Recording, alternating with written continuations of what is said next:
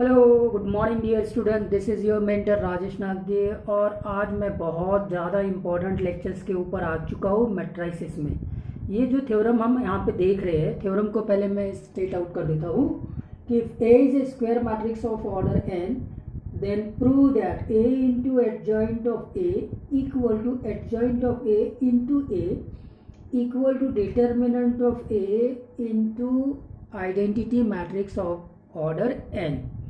ये थ्योरम इतना फंडामेंटल है कि इसके बेस पर आगे के हम 5 to 6 रिजल्ट निकालेंगे जो कि एंट्रेंस एग्ज़ाम में बहुत फेवरेट है, बहुत ज़्यादा फेवरेट्स है जेई मेंस और एडवांस लेवल पे इस थ्योरम के ऊपर बेस्ड जो भी रिजल्ट्स है। तो स्टूडेंट्स आपको इस थ्योरम को बहुत इंपॉर्टेंस देना है। इनफैक्ट यहाँ से जितने भी टॉपिक्स में एडजॉइंट ऑफ मैट्रिक्स में डिस्कस करूँगा, देखिए क्या होता है एडजॉइंट ऑफ मैट्रिक्स को निकालना।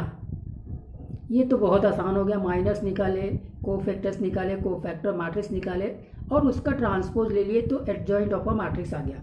एडजॉइंट ऑफ अ मैट्रिक्स वापस एक मैट्रिक्स होता है, ये बात भी हमको क्लियर हो गई है, यहाँ पे भी कोई इश्यू नहीं है। और ये एडजॉइंट मेथड से इन्वर्स कैसे निकाल सकते हैं इस थ्योरम से आगे बात डिस्कस करेंगे।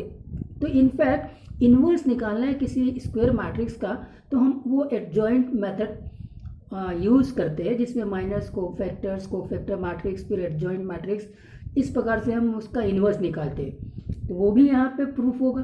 तो इतना काम तो हम सिंपली बोर्ड लेवल पे कर लेते हैं, एडजॉइंट निकालिए, इन्वर्स निकालिए, ठीक है कि नहीं। और आप इसको आसानी से कर लेते हैं, लेकिन इसके बेस के ऊपर जो रिजल्ट्स आने वाले हैं अभी जो मैं डिस्कस करूँगा, इसके ऊपर जो क्वेश्चंस बनेंगे ना वो एंट्रेंस एग्जामिनेशन में हाईली एक्सपेक्टेड क्वेश्चंस होते हैं, ध्यान रखिएगा। तो बहुत इंपॉर्टेंट पॉइंट्स के ऊपर पहले मैं नोट करा देता हूँ कि आपने ये देखा होगा कि अगर ये स्क्वायर मैट्रिक्स है A11, A12, A13, ठीक है, ये एक स्क्वायर मैट्रिक्स है। तो यहाँ मैंने आपको बता दिया था कि अगर इसका कोफैक्टर मैट्रिक्स निकालते हैं तो कोफैक्टर मैट्रिक्स ये हो जाता है, ठीक है ना, कि ये इस प्रकार से A11, A12, A13, A21, A22 और A23, A31, A32 और A33, ये इसका कोफैक्टर मैट्रिक्स और फिर इसका ट्रांसपोज लेते हैं तो एडजॉइंट ऑफ ए आ जाता है। तो A11, A12, A13, A21, A22, A23, A31, A32 और A33। तो अभी देखिए ये एक स्क्वायर मैट्रिक्स है।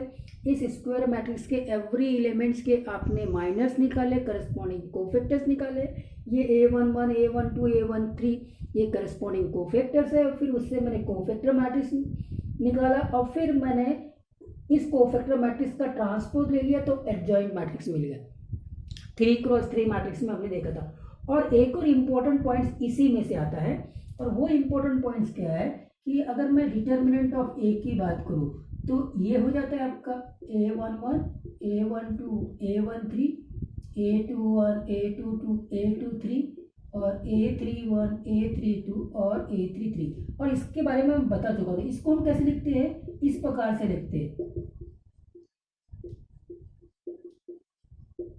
ठीक है। जब आप इसको इवेल्युएट करते हैं तो इस प्रकार से आता है। देखिए ये डिटर्मिनेंट ऑफ ए हो गया। और अब यहाँ पे देखेंगे कि हमने इस डिटर्मिनेंट को फर्स्ट रो के अलॉन्ग में एलॉबरेट किया है। फर्स्ट रो में जो एलिमेंट्स है A11 है, A12 है, A13 है और A11 को हमने उसके करस्पॉन्डिंग कोफैक्टर से मल्टीप्लाइड किया है, A12 को उसके करस्पॉन्डिंग कोफैक्टर से मल्टीप्लाइड किया है, A13 को उसके करस्पॉन्डिंग कोफैक्टर से मल्टीप्लाइड किया है, तब तो वो डिटर्मिनेंट ए आता है।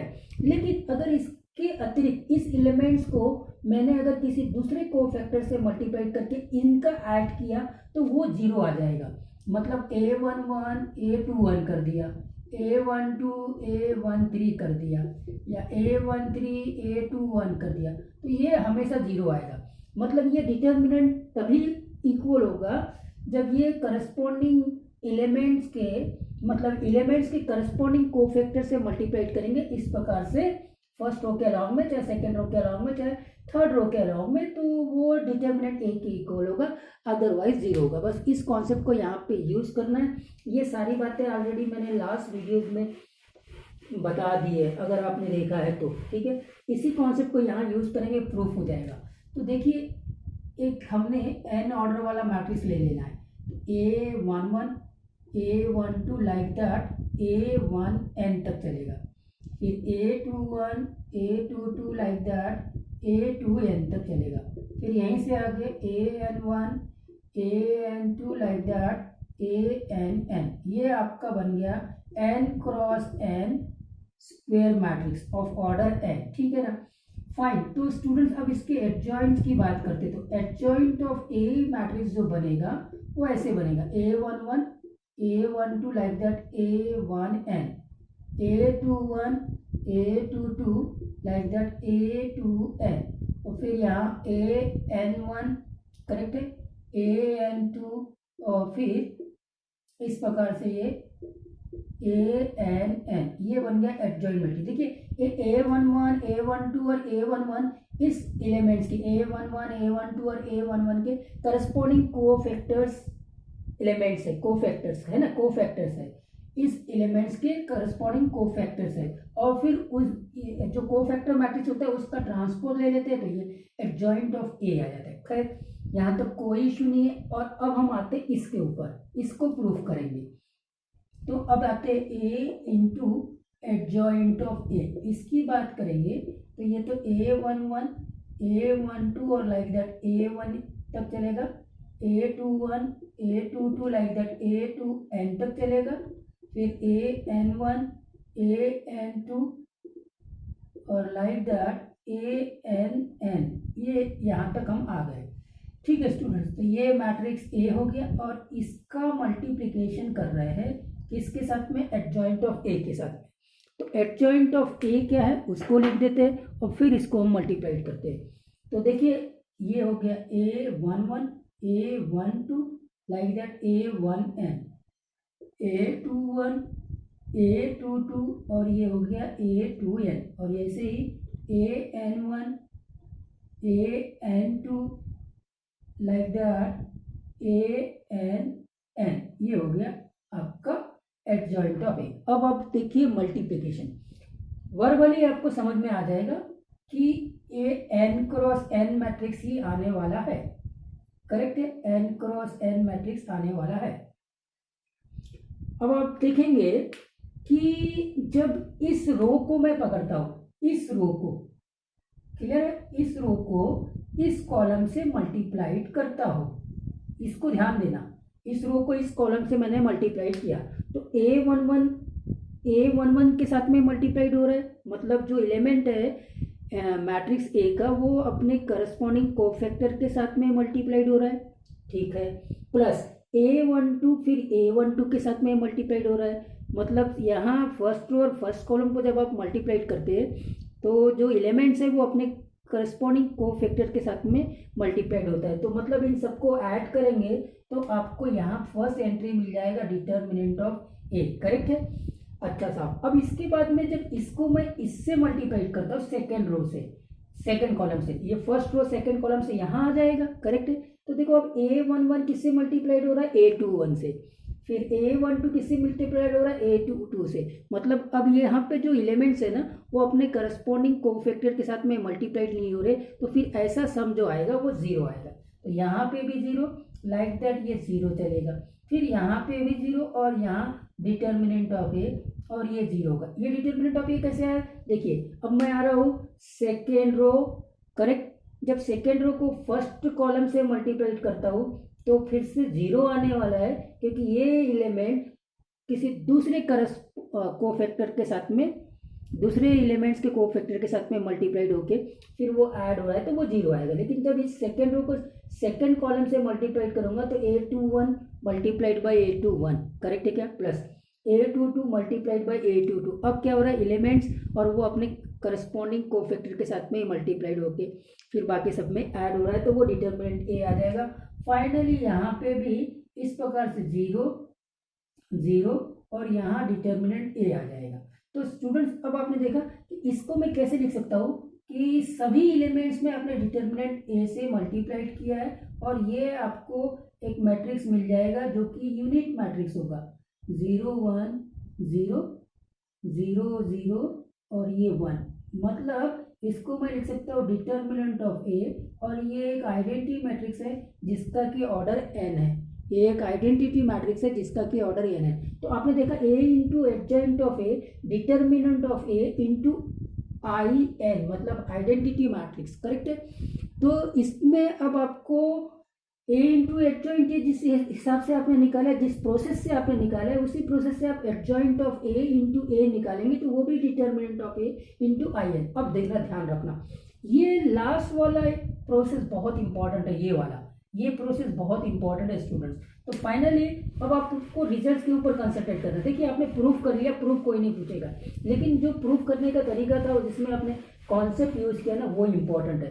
तो फाइनली आपके पास में ये आ गया कि a into adjoint of A actually में क्या आया था, एक डिटर्मिनेंट आया था, मैट्रिक्स आया था 0 0 0 डिटर्मिनेंट ऑफ ए 0 और यहाँ से 0 0 और ये डिटर्मिनेंट ऑफ ए, करेक्ट है क्या?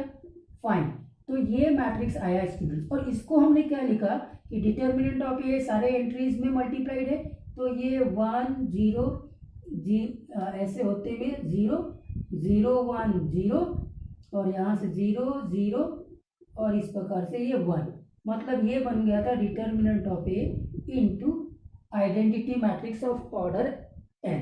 ठीक है, ठीक है साहब। तो अब आप यहाँ से बहुत सारे रिजल्ट निकाल सकते स्टूडेंट्स। अब इस वैसे adjoint of A into A equal to determinant of A into I n आएगा। ठीक है, तो ये तो हो गया फर्स्ट रिजल्ट। ठीक है, फर्स्ट रिजल्ट क्या आ गया, ये बन गया फर्स्ट रिजल्ट। अब देखते जाना, अब आपका ज़्यादा ध्यान देने की जरूरत है जो मैं रिजल्ट निकालने वाला हूँ। तो यहाँ आपने अगर इसका एक देखेंगे कि मैंने इसका अगर डिटर्मिनेंट लेना है ए इंटू एडजॉइंट ऑफ ए, दूसरा है ना। अभी देखिए ये एक मैट्रिक्स है, अब इस मैट्रिक्स का मैं डिटर्मिनेंट ले रहा हूँ। तो ठीक है साहब, डिटर्मिनेंट लूंगा तो आपने इसका डिटर्मिनेंट लेना है। फाइनली ये इंटू एडजॉइंट ये ए मैट्रिक्स है, ये वाला मैट्रिक्स है, तो इस मैट्रिक्स का डिटर्मिनेंट लेते हैं। तो determinant of A 0 0 0 determinant of A 0, ये बहुत इंपॉर्टेंट है स्टूडेंट, बहुत ज़्यादा इंपॉर्टेंट है।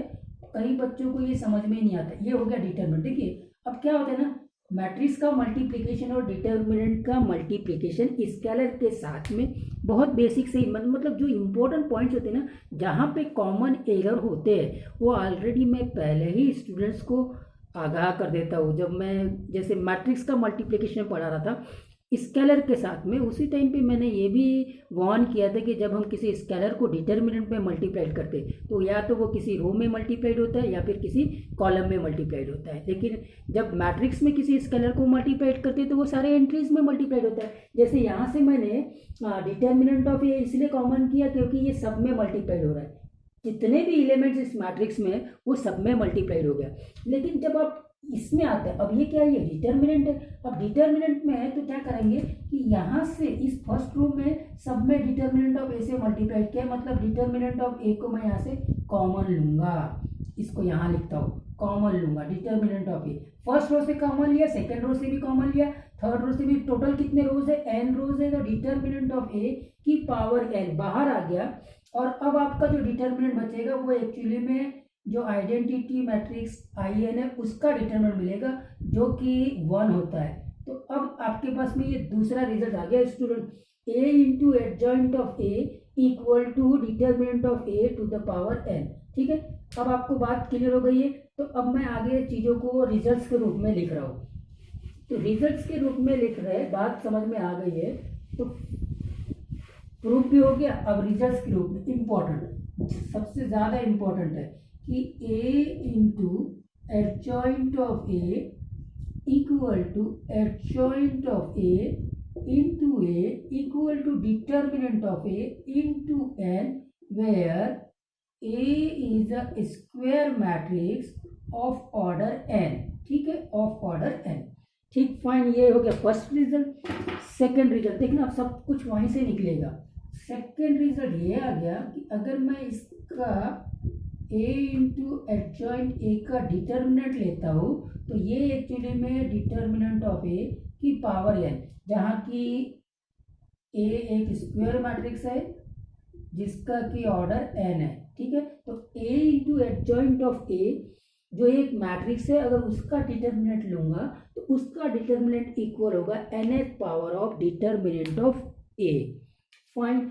अब देखना यहाँ पे मैं डिटर्मिनेंट की प्रॉपर्टी लगाऊंगा तो ये हो जाएगा determinant of a into adjoint of a का determinant that is equal to determinant of n।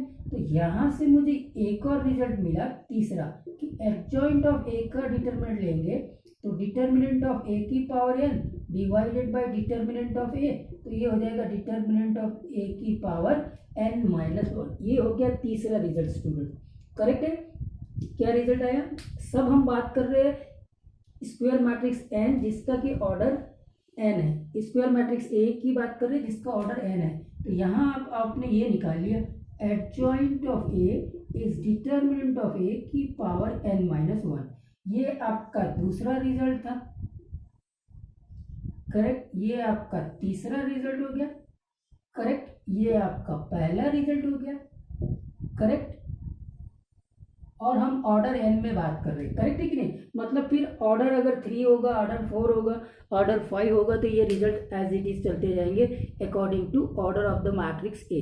Here we are discussing the square matrix A with the order n, और उसके लिए हमने ये रिजल्ट निकाला कि a into adjoint of A equal to adjoint of A into A determinant of A और identity matrix का multiplication. फिर उसका डिटर्मिनेंट लिया a इंटू एडजॉइंट ए एक मैट्रिक्स है जिसका डिटर्मिनेंट लेते तो डिटर्मिनेंट ऑफ a की पावर n आ जाते हैं। फिर एडजॉइंट ऑफ a तो मैट्रिक्स होता ही है, ये हमको मालूम है, तो उसका डिटर्मिनेंट लिया तो डिटर्मिनेंट ऑफ a की पावर n माइनस 1 आ गया, ठीक है। अब आ रहे फोर्थ इंपॉर्टेंट रिजल्ट के ऊपर। देखिए अभी आपके पास में ये है a into adjoint of a, ठीक है। फिर adjoint of a into a that is equal to determinant of a into identity matrix. अब देखना एक्चुअली में ये दो मैट्रिक्स का मल्टीप्लिकेशन, ये एक मैट्रिक्स है और ये दूसरा मैट्रिक्स है, और अभी में क्या करता है ये डिटर्मिनेंट ऑफ एक स्केलर आ जाएगा। डिटर्मिनेंट एक नंबर है, यूनिक नंबर है जो किसी स्क्वायर मैट्रिक्स के साथ में एसोसिएटेड होता है। बहुत बार मैं ये सेंटेंस रिपीट कर चुका हूँ, करेक्ट है। तो अब ये चूंकि स्केलर नंबर है जिससे मैं इसको डिवाइड कर देता हूँ, तो ये इसको डिवाइड करूँगा ना तो ये यहाँ लिख देता हूँ मैं, ये यहाँ, करेक्ट है। एडजॉइंट ऑफ ए, ठीक है, adjoint of A divided by determinant of A into a that is equal to an identity matrix। अब आप देखेंगे कि आप जब a into a इनवर्स और a इनवर्स into a करते हैं तो एक आइडेंटिटी मैट्रिक्स होता है जिस भी ऑर्डर का ये मैट्रिक्स a है। अगर मैट्रिक्स 2 क्रॉस 2 ऑर्डर का है तो ये I2 हो जाएगा। अगर 3 क्रॉस 3 मैट्रिक्स का a है, a का ऑर्डर 3 क्रॉस 3 है तो ये I3 हो जाएगा, और a का ऑर्डर n है तो ये In हो जाएगा। तो अब यहाँ से इसको कंपेयर करें, इसको जब आप इससे कंपेयर करते हैं तो क्लियरली यहाँ से ये बात समझ में आता है कि जो a इनवर्स निकालेंगे हम वो एक्चुअली में एडजॉइंट ऑफ ए जो कि एक मैट्रिक्स है उसको डिवाइड करेंगे डिटर्मिनेंट ऑफ ए से। अब इसको ऐसे भी लिखते हैं 1 upon A determinant of A into adjoint of A. तो बिकॉज ऑफ दैट स्टूडेंट्स जो इनवर्स हम निकालते हैं ना, इनवर्स निकालने के लिए आपको एडजॉइंट ऑफ मैट्रिक्स ए निकालना पड़ेगा, मतलब माइनस निकालना पड़ेगा, कोफैक्टर्स निकालना पड़ेगा, कोफैक्टर मैट्रिक्स निकालना पड़ेगा, उसका ट्रांसपोज लेके एडजॉइंट निकालना पड़ेगा। तो एडजॉइंट निकाल लिया तो एडजॉइंट के सारे एंट्रीज को, ये तो एक मैट्रिक्स है, इसके सारे एंट्रीज को डिटर्मिनेंट ऑफ ए से डिवाइड कर दीजिए, तो जो रिजल्टेंट मैट्रिक्स होगा वो आपका ए इनवर्स बनेगा। तो ये चौथा रिजल्ट आ गया स्टूडेंट। तो फोर्थ रिजल्ट मैंने लिख लिया कि A inverse equal to 1 upon determinant of A into adjoint of A. I hope that ये रिजल्ट भी क्लियर हो गया। देखो कितने कितने रिजल्ट निकालते जा रहे हैं हम लोग, ठीक है। अच्छा, पांचवें रिजल्ट पे भी आता हूँ, वो भी बहुत इंटरेस्टिंग है। अब आप देखते हैं फिफ्थ में कि आपके पास में यहाँ पे a into adjoint of A, okay, क्या मिला आपका, that is equal to determinant of A into I n मिला, ठीक है।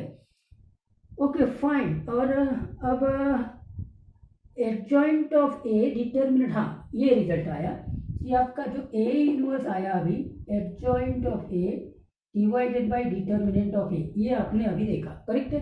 तो यहाँ से मुझे एडजॉइंट ऑफ ए का एक नया फार्मूला मिला कि determinant of A into A inverse, इसको नोट करेंगे। क्या देखा मैंने, एडजॉइंट ऑफ ए का एक नया फार्मूला मैंने बना दिया। एडजॉइंट ऑफ ए तो मैट्रिक्स है और ये डिटर्मिनेंट ऑफ ए एक स्केलर क्वांटिटी हो जाएगी और ये ए इनवर्स मैट्रिक्स है ना। तो आपने देखा कि adjoint of A equal to determinant of A into A का इनवर्स, ये एक रिजल्ट और हमने प्रूव कर दिया। अब यहीं से स्टूडेंट्स बहुत इंपॉर्टेंट रिजल्ट्स आने वाले हैं, और वो इंपॉर्टेंट रिजल्ट्स क्या है वो आगे के लेक्चर्स में भी हो सकते हैं, अगर हमारे पास में अगर टाइम नहीं है तो।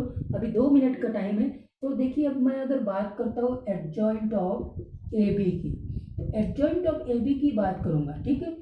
ए into B matrix, important result पे आ गया मैं, ये 6 रिजल्ट है। तो इसके फार्मूले से ये क्या होगा बताओ, determinant of A B into A B का इनवर्स, करेक्ट है। देखिए एडजॉइंट ऑफ ए क्या होता है, determinant of A into A का इनवर्स, तो एडजॉइंट ऑफ ए बी ये हो गया। अब यहाँ पे डिटर्मिनेंट की प्रॉपर्टी में कोई इशू नहीं है, determinant of A into determinant of B, लेकिन जब ए बी का इनवर्स निकाले तो आपको मालूम है ये B inverse into A inverse हो जाता है। अब जरा नोट करना, देखो बी इनवर्स एक मैट्रिक्स है, ए इनवर्स एक मैट्रिक्स है, और ये दोनों मैट्रिक्स का मल्टीप्लिकेशन है, ऑर्डर इंपॉर्टेंट है। तो फर्स्ट मैट्रिक्स आपका बी इनवर्स है और सेकंड मैट्रिक्स आपका ए इनवर्स है, दोनों मल्टीप्लाइड हो रहे हैं। मल्टीप्लाइड होने के लिए फर्स्ट मैट्रिक्स का number of columns equal to the number of rows of the second matrix होना चाहिए, ठीक है साहब। लेकिन ये तो एक स्केलर क्वांटिटी, ये भी एक स्केलर क्वांटिटी, किसी भी मैट्रिक्स में हम मल्टीप्लाइड कर सकते हैं। तो आप इसको ऐसे लिख दीजिए, determinant of B into B inverse, ये एक हो जाएगा, into determinant of A into A inverse. तो मैट्रिक्स का ऑर्डर अभी मेंटेन है, मैट्रिक्स का ऑर्डर अभी मेंटेन है, ये फर्स्ट मैट्रिक्स और ये सेकंड मैट्रिक्स, कोई इशू बिल्कुल नहीं। तो इस वाली डेफिनेशन से इसको मैं वापस से एडजॉइंट ऑफ बी लिख सकता हूँ और इसको मैं एडजॉइंट ऑफ ए लिख सकता हूँ। तो यहाँ से आपको एक और रिजल्ट मिला, adjoint of A B equal to adjoint of B into adjoint. This is simply like that कि ए इंटू बी का ट्रांसपोज ऐसा होता था, B transpose into A transpose, फिर ए बी का इनवर्स भी बी इनवर्स ए इनवर्स, बिल्कुल similar way में ये रिजल्ट भी चला, adjoint of A B equal to adjoint of B into adjoint of A. तो आई होप दैट इतने रिजल्ट हमने देखा, ये 6 रिजल्ट हो गए स्टूडेंट्स। क्या बोलो, adjoint of A B equal to adjoint of B into adjoint of A, correct है। और भी दूसरे रिजल्ट्स मैं इसमें निकाल सकता हूँ जो मेरे नेक्स्ट वीडियो में होगा, दोनों वीडियोस को साइमल्टेनियसली देखेंगे। इस वीडियो में इतना ही। और एक और चीज़ को नोट करेंगे, देखो ये प्रॉपर्टीज़ को प्रूफ करने वाले जो प्रॉब्लम्स टेक्स्ट बुक्स में बोर्ड लेवल पे होते हैं वो आप आसानी से कर सकते, कोई इश्यू नहीं है।